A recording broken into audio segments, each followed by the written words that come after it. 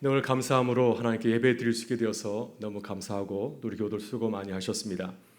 오늘은 사도행전 10번째 강의 시간입니다. 왜 우리를 주목하느냐라는 제목으로 말씀 나눌 때 하나님께서 우리에게 은혜 주시고 또 말씀에 은혜 받아서 함께 기도하는 수요 기도회가 되기를 간절히 바랍니다. 사도행전 3장은 초대교회에서 일어난 한 가지 사건을 소개하고 있습니다. 우리가 잘 알고 있는 것처럼 그것은 베드로가 성전 미문에서 나면서 걷지 못하는 한 거린 장애인을 일어나서 걷게 한 기적 사건이죠. 놀라운 기적이 일어나게 되었습니다. 성전 미문에서 구걸하던 장애인 아무도 주목하지 않았습니다. 단지 거지로만 바라보았습니다. 그가 일어나서 걷고 뛰리라 아무도 기대하지 않았습니다. 근데 놀라운 일이 일어나게 되었습니다. 그가 일어나서 걷고 뛰는 기적이 일어난 겁니다. 그를 걷게 한 사람은 누구인가요? 베드로와 요한입니다. 그러나 베드로와 요한도 장애인 거린과 다를 바 없는 사람이었습니다. 왜냐하면 아무도 그들에게 기대하지 않았기 때문이죠. 그 두 사람이 나면서 걷지 못하는 그 거린을 걷게 할 줄 아무도 기대하지 않았습니다. 왜냐하면 그들은 갈릴리 사람들이었습니다. 이스라엘 변두리 출신들이었습니다. 배우지 못한 자들이었고 또 십자가에서 죽은 예수를 따르는 자들, 무서워서 숨어서 기도하던 자들이었습니다. 그런 자들이 무슨 기적을 베풀 수 있을까요? 아무도 그들에게 기대하지 않았습니다. 그러나 베드로가 성전 미문에서 구걸하던 장애인 거린을 주목하였습니다. 그가 장애인에 한 것은 딱 말 한마디 하나였죠. 그는 거지에게 이렇게 선포하였습니다. 은과 금은 내게 없지만 내게 있는 것, 곧 나사렛 예수 이름으로 일어나 걸으라. 그리고 그의 손을 잡아주었습니다. 이것이 전부입니다. 베드로와 요한은 믿음으로 장애인 거린을 바라보고 그에게 말했을 뿐입니다. 그런데 그들이 선포한 대로 이 말씀이 실제로 역사하였습니다. 놀라운 기적이 일어났습니다.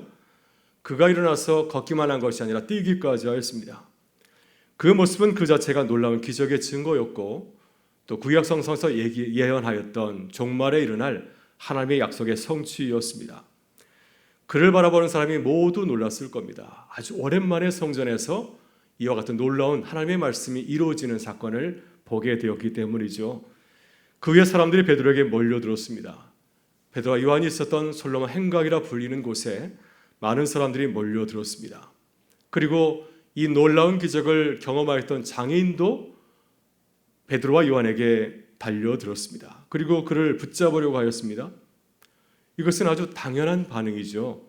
그들은 이 놀라운 기적을 행한 자가 누구인지를 알기 위해서 베드로와 요한에게 달려온 겁니다. 예수님께서 광야에서 오병의 기적을 베풀 때에도 많은 사람들이 예수님을 에워싸고 예수님을 왕으로 세우려고 하였습니다. 그런데 그때 베드로와 요한이 어떻게 하였습니까? 그들이 행한 기적적인 사건 때문에 몰려온 사람들에게 어떻게 하였습니까? 그때 베드로와 요한은 자신에게 나온 많은 사람들에게 아주 의미심장한 질문을 하나 던졌습니다. 그는 어떻게 말하였습니까? 12절에서 이렇게 말씀하고 있습니다. 이스라엘 사람들아 이를 왜 놀랍게 여기느냐? 우리 개인의 권능과 경건으로 이 사람을 걷게 한 것처럼 왜 우리를 주목하느냐? 베드로 요한의 질문의 핵심은 하나입니다. 왜 우리를 주목하느냐? 왜 우리를 놀랍게 생각하느냐? 왜 우리를 찾아왔느냐? 우리에게 무엇을 구하느냐? 무라마나 찾아온 사람들이 궁금해한 것은 무엇일까요? 대체 어떤 능력으로 이와 같은 기적을 행하였느냐 하는 것입니다. 이러한 능력이 어디서 시작되었는지, 어떻게 이 능력을 행할 수 있었는지 그 이유가 궁금해서 베드로와 요한을 찾아온 것이죠. 여러분 그렇습니다. 베드로와 요한은 놀라운 기적을 행하였습니다. 그리고 사람들이 관심을 가지고 찾아올 때 그들에게 복음을 선포하였습니다. 하나님의 말씀을 선포하였고 또 주님을 높이고 하나님을 증거하였습니다. 여러분 이것이 교회의 모습입니다. 이것이 주님께서 베드로를 통해서 놀라운 기적을 행하게 하신 중요한 이유입니다. 오늘 베드로의 모습은 단지 개인의 모습이 아니라 바로 초대교회의 모습입니다. 이것이 교회의 모습이죠. 교회는 베드로처럼 말하고 행동해야 됩니다. 이 시간 베드로의 설교를 통하여서 교회의 모습을 함께 나눌 수 있기를 바랍니다. 그래서 우리 교회가 세상 가운데서 베드로와 같은 교회가 될 수 있기를 간절히 소망합니다. 여러분 그렇다면 주님이 베드로를 통해서 말씀하신 교회는 어떤 교회일까요? 우리는 세상에 어떤 교회의 모습을 보여줘야 되겠습니까? 어떤 교회를 세우기 위해서 힘쓰고 기도해야 될까요? 지금 이 시대의 사람들이 갈망하는 교회의 모습은 어떤 교회이겠습니까? 먼저 교회는 사람들이 주목하는 교회가 되어야 됩니다. 11절을 보게 되면 베드로와 요한을 주목하고 있습니다. 그들이 행한 기적을 보고 싶어서 많은 사람들이 몰려들었습니다. 11절은 이렇게 증가합니다. 나은 사람이 베드로와 요한을 붙잡으니 모든 백성이 크게 놀라며 달려나아가 솔로몬의 행각이라 불리는 행각에 모이거늘. 왜 사람들이 베드로와 요한에게 몰려들었을까요? 특히 나면서 걷지 못하다가 걷게 된 그 장애인이 가장 먼저 베드로와 요한에게 찾아와서 그를 붙잡으려고 하였습니다. 그리고 그 장면을 목격한 많은 사람들, 그 자리에 있었던 사람들이 다들 나와서 베드로와 요한에게 달려갔습니다. 그들이 베드로와 요한에게 달려든 것은 놀라운 기적을 행하였기 때문이죠. 그러나 그들이 놀란 것은 단순히 기적 때문이 아니었습니다. 왜냐하면 그들이 행한 것은 단순한 기적이 아니라 그 이상이었습니다. 세상과는 전혀 다른 모습으로 기적을 행하였기 때문입니다. 그들은 기적을 통해서 무슨 대가를 바란 것도 아닙니다. 왜냐하면 장애인 거린은 아무런 대가를 지불할 수 없습니다. 나에게 놀라운 기적을 베푼다 한들 무엇을 갚을 수 있을까요? 그는 아무도 관심을 주지 않는 가난한 사람, 소외되고 약한 자에 불과합니다. 그러니 누가 그들에게 기적을 베풀려고 하겠습니까? 그런데 베드로와 요한은 성전 미문에서 홀로 구걸하고 있는 그 불쌍한 사람, 장애인 거인에게 가까이 다가갔습니다. 그리고 그를 주목하고 그에게 기적을 행하였습니다. 단지 몇 푼 돈을 기대하는 그 사람에게 아무런 기도도 하지 아니하고 단지 그들을 바라보는 그 약한 자에게, 그 거린 장애인에게 놀라운 사랑과 은혜를 베풀었습니다. 베드로 요한의 모습을 우리가 묵상하게 되면 예수님의 모습이 떠오르지 않습니까? 요한복음 5장을 보게 되면 예수님께서 베데스다 연못가에 갔을 때 38년 동안 그 자리를 머물고 있었던 한 사람에게 다가갔습니다. 그리고 그에게 사랑의 말씀을 선포하였습니다. 일어나 내 자리를 들고 걸어가라. 예수님은 안식일이었습니다. 안식일이지만은 그럼에도 불구하고 그에게 놀라운 기적을 행하였습니다. 요한복음 9장을 보면 예수님은 날 때부터 보지 못하는 장애인을 보았습니다. 그때 제자들은 그를 보면서 남의 일 하듯이 말하지 않았습니까? 이 사람이 보지 못하는 것은 누구의 잘못 때문입니까? 그의 부모 때문입니까? 아니면 자신의 잘못 때문입니까? 그때 예수님께서는 제자들의 그 말을 함구하게 하시고 사랑의 눈으로 그를 바라보면서 놀라운 말씀을 하였습니다. 이 사람이나 그 부모의 죄로 인한 것이 아니라 그에게서 하나님이 하시고자 하는 일을 나타내고자 함이로라. 주님은 그에게 놀라운 기적을 행하였습니다. 실로암 못에 가서 시쳐라. 그래서 이 사람이 주의 말씀에 순종하게 될 때 다시 눈을 뜨고 보게 되는 기적이 일어나게 되었습니다. 예수님이 행하신 기적은 사람들의 주목을 받았습니다. 사람들이 깜짝 놀라고 사람들이 예수님의 기적을 바라보면서 놀란 이유는 무엇인가요? 예수님의 기적은 세상의 기적과는 전혀 달랐기 때문이죠. 예수님께서는 긍휼으로 세상을 바라보고 그에게 다가가서 사랑으로 놀라운 기적을 행하였습니다. 이것이 주님이 사람들의 관심과 주목을 받게 된 중요한 이유입니다. 오늘 본문의 사건도 그렇습니다. 베드로와 요한이 사람들의 주목을 받게 된 이유가 무엇인가요? 우리는 베드로와 요한이 사람들의 관심과 주목을 받은 이유를 묵상해 보아야 됩니다. 베드로와 요한이 다른 점이 무엇인가요? 왜 사람들이 그들을 바라보면서 놀라워하였을까요? 무엇을 알고 싶었을까요? 우리는 그 점을 깊이 묵상하고 깨달아야 될 줄 믿습니다. 우리가 지난주에 묵상한 것처럼 그들은 사랑의 눈으로 바라보았습니다. 주님께서 우리를 바라보신 것처럼 주님의 눈을 가지고서 성전 미문에서 구걸하는 그 장애인 거린을 바라본 겁니다. 성전 미문에서 구걸하던 사람, 모든 사람들이 그를 어떻게 평가했습니까? 거지로 평가하고 판단한 사람입니다. 그러나 베드로와 요한은 그를 포기하지 않아 바라봤습니다. 주께서 우리에게 주신 그 복음은 모든 사람들에게 적용되기 때문에, 모든 사람이 다 이 복음이 필요하기 때문에 복음의 눈을 가지고서 그를 바라본 것입니다. 이 사랑의 마음과 시선이 이 성전 미문에서, 예루살렘 성전에서 놀라운 기적을 일어나게 한 놀라운 원인이었습니다. 베드로 요한은 어떻게 그를 도울 수 있을까 고민하고 기도하였을 것입니다. 그리고 주님의 복음의 능력을 믿고 그에게 선포하였습니다. 예수 그리스도의 그 능력이 그에게도 임하기를 간절히 사모하였습니다. 내가 받았던 그 은혜가 나에게만 머물지 아니하고 이 성전 유물에서 나는 아무런 상관이 없지만 구원하고 있는 이 불쌍한 사람 그에게도 임하기를 바라고 확신하였습니다. 우리 안에 가지고 있는 그 놀라운 복음의 능력을 믿었기 때문에 그에게 선포하였고 이 순수한 믿음이 그의 삶을 통해서 역사하게 된 겁니다. 사람들이 주목하고 궁금해한 것은 바로 이것이 아닐까요? 베드로와 요한이 보여줬던 복음의 능력, 이것은 세상이 주지 못하는 복음의 그 능력, 하나님의 능력이었습니다. 그래서 이 복음의 능력을 알고 싶어서 그들이 달려온 것입니다. 여러분, 오늘 우리도 베드로와 요한의 모습을 보면서 도전받을 수 있기를 간절히 바랍니다. 우리도 이 베드로와 요한과 같이 사랑으로, 긍휼으로 세상을 바라볼 수 있기를 바랍니다. 그리고 복음의 능력을 믿고 나아갈 수 있기를 바랍니다. 이러한 삶이 우리의 일상이 되기를 간절히 바랍니다. 우리의 삶으로, 우리의 믿음으로 복음을 증거하는 교회와 성도 되실 수 있기를 주의 이름으로 축원합니다. 다음으로 교회는 주님을 증거하는 교회가 되어야 됩니다. 여러분, 베드로와 요한은 아름다운 교회의 모습을 보여주었습니다. 놀라운 기적을 목격한 사람들이 베드로와 요한을 주목하고 하나님처럼 바라보았습니다. 그들이 나면서 걷지 못하는 사람을 걷게 하였기 때문에 그들은 놀라운 시선을 가지고서 바라본 것이죠. 그래서 베드로와 요한을 신처럼 바라보게 될 때 그들은 어떻게 하였습니까? 베드로와 요한은 철저하게 자신을 낮추고 하나님께 영광을 돌립니다. 12절에서 이렇게 외치고 있습니다. 베드로가 이것을 보고 백성에게 말하되 이스라엘 사람들아 이 일을 왜 놀랍게 여기느냐?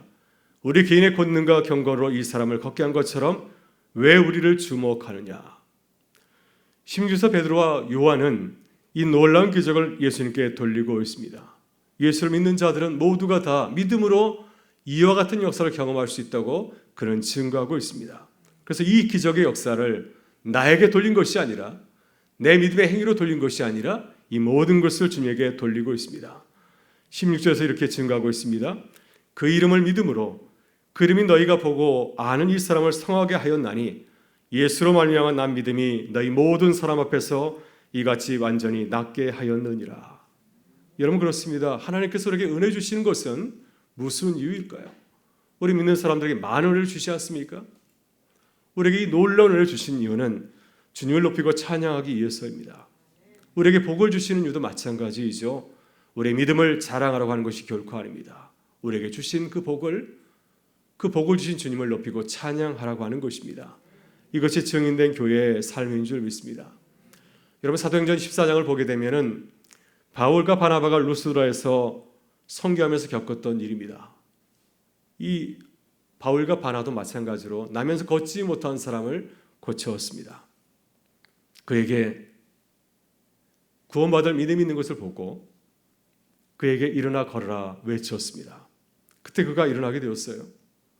그때 루스드라 마을 사람들이 바울과 바나바가 어떻게 되었습니까? 신처럼 되었습니다. 그리스 제우스 신과 헤르메스 신이 사람의 형상으로 이곳에 내려왔다, 우리 마을에 찾아왔다 하면서 그 앞에 제사를 드리려고 하였습니다. 그때 바울과 바나바가 어떤 반응을 하였습니까? 만약 우리라면 어떻게 반응할까요? 많은 사람들이 우리를 신처럼 높이고 찬양하고 높일 때 우리는 어떻게 반응하겠습니까? 여러분, 바울과 바나바는 자신의 옷을 찢고 물에게 뛰어들어서 소리를 질렀습니다. 여러분이 어찌하여 이러한 일을 하느냐?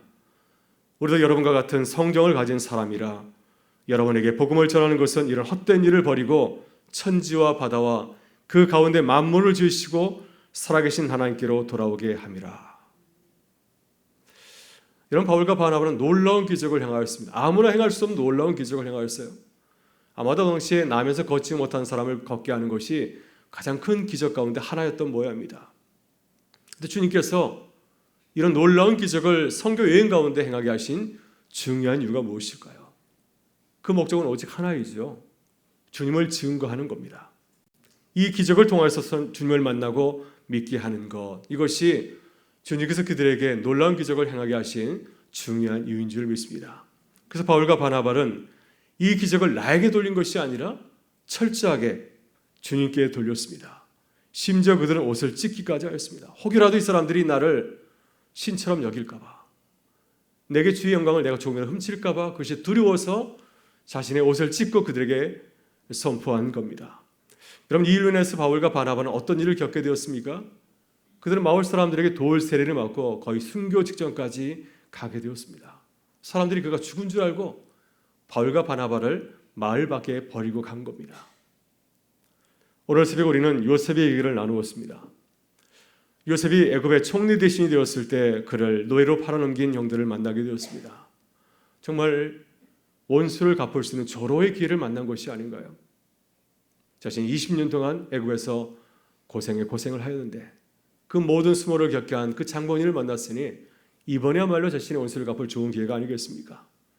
그리고 요셉은 형들에게 놀라운 고백을 하였습니다. 나를 이리로 보낸 이는 형들이 아니라 하나님이십니다. 하나님께서 우리 가족을 구원하시려고 나를 애굽의 총리로 세우셨다고 고백하고 있습니다. 내가 가진 모든 영광, 내 모든 특권, 내 모든 축복을 내가 취한 것이 아니라 오로지 하나님께만 돌렸습니다. 여러분, 우리가 주의를 할 때 하나님의 영광을 가로채고 싶은 유혹이 참 많이 있습니다. 베드로와 요한처럼 가만히 있으면 저절로 높아질 수가 있어요. 많은 영광을 취할 수가 있습니다. 하나님처럼 될 수가 있어요. 사람들이 얼마나 그를 부러워하고 칭찬하게 될까요?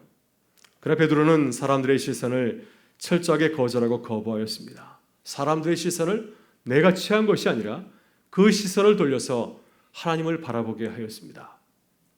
여러분, 그렇습니다. 베드로의 모습이 바로 교회의 모습입니다. 여러분, 교회는 하나님이 아니죠. 하나님을 보여주고 증거하는 통로에 불과할 뿐입니다. 여러분, 교회는 그리스도의 몸입니다. 우리는 교회의 머리이신 주님을 보여주고 증거해야 됩니다. 이것이 그리스도의 몸인 교회의 사명인 줄 믿습니다. 여러분도 베드로와 요한처럼 우리의 모습을 낮출 수 있기를 바랍니다. 혹시라도 사람들이 내 모습을 통해서 실망하지 않도록, 실족하지 않도록 우리가 겸손하게 말하고 행동하실 수 있기를 바랍니다. 그래서 우리의 모습을 통해서 주님을 보여주고 또 주님께 나아가는 귀한 은혜 역사가 함께하기를 간절히 바라고 또 기도합니다. 마지막 교회는 복음을 전도하는 교회가 되어야 됩니다. 베드로 요한이 성전 이문에서 놀라운 기적을 베풀게 되었을 때 많은 사람들이 몰려들었습니다. 그때 그들은 이 기적 사건을 통해서 어떤 일을 생각하고 또 추구하였습니까? 이 절호의 그 사건을 통하여서 복음을 전할 기회로 삼은 겁니다. 그들은 무엇을 증거하였습니까?